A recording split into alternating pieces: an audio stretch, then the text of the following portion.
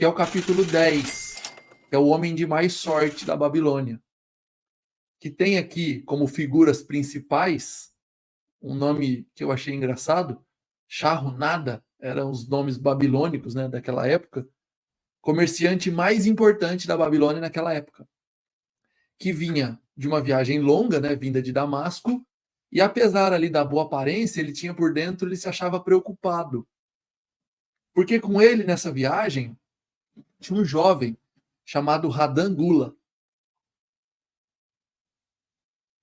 que era neto do seu amigo, né, de um grande amigo que se chamava Arad Gula, um velho amigo de Charrunada. E ele percebeu que esse jovem tinha um pensamento completamente diferente sobre trabalho. Inclusive, ele diz aqui que ele usava brincos e anéis, que para a época, um homem de brincos e anéis era algo assim, um pouco inconcebível. Tá? Não estou aqui para julgar, mas a cultura daquela época era, de certa forma, inconcebível que um jovem usasse anel e brinco. E esse jovem, né, Radangula, ele não se conformava com o trabalho. Ele dizia que o trabalho era coisa de escravos.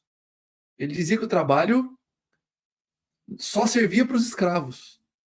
E aí, Charrunada, né, que tinha esse compromisso com o avô dele, que tinha essa amizade tão longa, achava que precisava ajudar esse menino a mudar a maneira como pensava o trabalho. E ele perguntou para Radangula: quer saber como eu e seu conceituado avô constituímos uma sociedade muito lucrativa?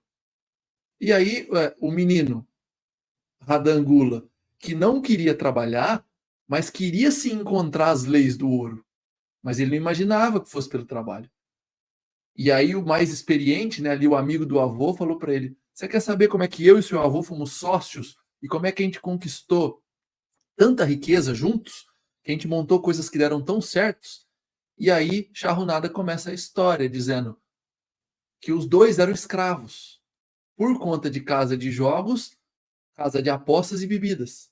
Eles já tinham sido escravos. O neto não sabia. Inclusive, o neto ficou impressionado que o avô, que era um comerciante de caravanas, né, tão famoso, tão respeitado, já tivesse sido escravo. E aí, Charrunada começa dizendo que deu sorte. Por isso que o título é aqui Um Homem de Sorte, ou O Homem de Mais Sorte da Babilônia. Ele deu sorte de não ter que trabalhar nas muralhas, que na época era muito difícil. Eles tinham ali um conjunto de amigos e tinha alguns, agora não me recordo o nome, porque os nomes eram difíceis, que diziam: olha, o melhor aqui nesse momento é a gente achar um amo, né, um chefe, que a gente trabalhe muito duro e que reconheça o nosso trabalho, para que a gente possa ali junto com eles prosperarem. Porque quem ia para as muralhas trabalhar para o rei, trabalhavam de forma incessante, muito dura, com um trabalho muito pesado, à base de muita chicotada. E ali, Charrunada foi comprado por um padeiro, tem até o nome aqui dele, Naná Naide, que lhe ensinou o ofício de padeiro. E ele, muito trabalhador, foi conquistando a confiança do amo. Quando ele já tinha a confiança do chefe, ele propôs ao amo uma sociedade, onde eles dividiriam os lucros. Porque ele trabalhava no período da manhã, mas a parte da tarde era livre. Então ele pensou: eu vou propor para ele que eu faça esses bolinhos de mel que a gente faz aqui na padaria numa quantidade maior. E como o período da tarde fica livre, eu vou para a cidade, vendo e divido os lucros. E o amo aceitou. Aceitou que isso fosse adiante. Concordou, dizendo: olha, a gente retira o que eu gasto e o que der de lucro a gente divide. E Charrunada teve grande sucesso na venda desses bolinhos. Ele ganhou muitas moedas. E Arad Gula, então, que era o avô de Radangula, acabou se tornando cliente dos bolinhos. E eles se tornaram muito amigos. Nessa época, o avô do jovem hoje, o avô do jovem, né, que se chamava Arad Gula, também era escravo. Isso deixou o neto transtornado, porque não imaginava que o avô, sendo uma pessoa tão respeitada, pudesse ter sido escravo. E entra uma personagem aqui também chamada Swasti, que era uma escrava, que era como se fosse uma governanta que cuidava dos outros escravos. E Swati falou para Charrunada: olha, o nosso amo, ele está dissipando um tempo muito precioso nas mesas de jogo. Ele está começando a perder muito dinheiro. Isso é preocupante para nós. Mas Shahunada disse, eu não tenho nada com isso, né? Ele que siga a vida dele, foi isso que ele quis dizer. E Shahunada foi um incentivador de Arad Gula para que ele comprasse sua liberdade e seguisse prosperando. E eles se encontraram muito tempo depois, quando Arad Gula já se encontrava livre, não era mais escravo. E estava prosperando muito. Então Shahunada foi um grande incentivador de Arad Gula para que ele se tornasse livre e para que ele continuasse prosperando. E quando eles se encontraram um tempo depois, viu que Arad estava prosperando muito. E o chefe, né, Yamo, de Shahunada, ele estava perdendo tudo no jogo e na bebida. Só que ele deu o título de propriedade do escravo como garantia de jogo. E aí, em algum momento, começou a não conseguir pagar mais. E aí, pela falta de pagamento, o escravo, Shahunada, que já se encontrava ali num caminho de prosperidade, foi tomado por outro amo, por outro senhor, que não concordava que Shahunada trabalhasse e dividisse os lucros. E aí ele foi colocado, Shahunada, para trabalhar na construção de um grande canal, de uma grande obra. E já triste, desnutrido, sem forças, já pensando em desistir. Porque foi colocado ali, assim como na construção das muralhas, a construção desse grande canal, das obras, a serviço do rei, o pessoal trabalhava com pouca comida, eles comiam igual os porcos, era muita chicotada, não havia tempo de descanso, e quando o Shahunada pensou que era o fim, ele foi chamado, de repente, a voltar para a casa do amo, e foi comprado por Arad Gula. Então, nessa história, o avô de Radan Gula, e aí ganhou a liberdade. Muitas lágrimas, e por isso, né, ele se dizia o homem de mais sorte na Babilônia. E aí eles ficaram sócios, Arad Gula, que é o avô de Radan Gula, e Shahunada. E aí conseguiram prosperar juntos. E a chave dessa história é que o trabalho era a chave secreta do avô do menino para obter seus ciclos de ouro. E aí, depois de contar toda essa história, né, o garoto ficou convencido de que só o trabalho poderia lhe trazer dignidade para que honrasse seu avô, e que o grande segredo do avô havia sido o trabalho. A chave secreta para conquistar tudo aquilo era o trabalho.